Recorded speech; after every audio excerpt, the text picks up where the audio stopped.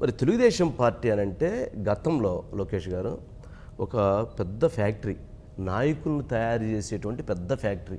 ఈరోజు తెలంగాణ ముఖ్యమంత్రి, గత ముఖ్యమంత్రి గారు అక్కడి నుంచి వచ్చారు, ఇప్పుడున్న ముఖ్యమంత్రి గారు అక్కడి నుంచి వచ్చారు. ఎంతోమంది నేతలు తెలుగుదేశం ఫ్యాక్టరీ నుంచి వచ్చారు.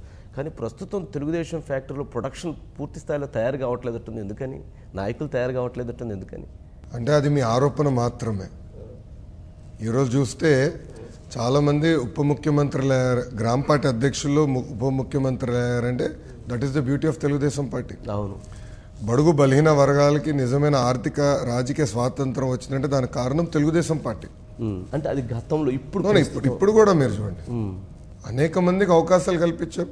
ఫస్ట్ టైం ఎమ్మెల్యేస్గా చాలా మంది 2019లో పోటీ చేశారు, ఓడిపోయారు. 24లో కూడా మెరుగైన అవకాశాలు కల్పిస్తారు. కానీ మీరు అన్ని దాంట్లో ఒక విషయం వాస్తవం, పార్టీలో కూడా మూమెంట్ రావాలి, పార్టీలో కూడా కొన్ని సంస్కరణ రావాలని బలంగా నేను ఇప్పుడు నమ్ముతున్నా. దానికోసం నేను గతంలో పోరాడా, ఇప్పుడు ఇంకెక్కువ పోరాడతాను, ఇంకెక్కువ పోరాడతాను. పార్టీతో కూడా, పార్టీ నాయకత్వంతో కూడా తప్పనిసరిగా చర్చిస్తే అవసరమైతే నేను పోరాడతాను. ప్రధానంగా నేను నమ్మేది పార్టీలో టర్మ్ లిమిట్స్ రావాలి. ఒక వ్యక్తి ఒక పదవిలో 2 టర్మ్స్ కన్నా ఎక్కువ ఉండకూడదు.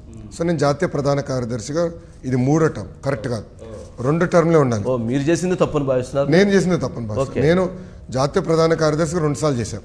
ఐదర్ నేను ఉపాధ్యక్షుడు అవ్వాలి, లేదంటే సెక్రటరీ కింద ఆర్గనైజింగ్ సెక్రటరీ అవ్వాలి, ఆర్ ఒక టర్మ్ బ్రేక్ తీసుకోవాలి. ఓకే, బ్రేక్ ఇచ్చి మళ్ళీ కావచ్చు, కానీ మీరు కంటిన్యూ అయ్యారు. దాంతో అడ్వాంటేజ్ ఏంటంటే గ్రామ పార్టీ నుంచి మళ్ళీ యువ నాయకత్వాన్ని అవకాశం కల్పించవచ్చు. ఓకే, నేనే శాశ్వతంగా జాతీయ ప్రధాన కార్యదర్శిగా ఉంటే వేరే వాళ్ళకి అవకాశం ఎక్కడ వస్తుంది? లేదంటే నేనే మండల పార్టీ అధ్యక్షుడిగా శాశ్వతంగా ఉంటే వేరే వాళ్ళకి అవకాశం రాదు. So let move. మండల పార్టీ అధ్యక్షుడు ఎప్పుడు మండలంలోనే ఉండాలండి, పైకి రావాలి కదా. ఎందుకు గ్రామ పార్టీ అధ్యక్షుడు పాలిట్ బ్యూరోకి రాకూడదు? ఒక 14 సంవత్సరాలు 7 టర్మ్స్లో ఎందుకు బాగా కష్టపడే గ్రామ పార్టీ అధ్యక్షుడు పాలిట్ బ్యూరోలోకి రావాలి కదా. సంస్కరణలు తీసుకురావాలి.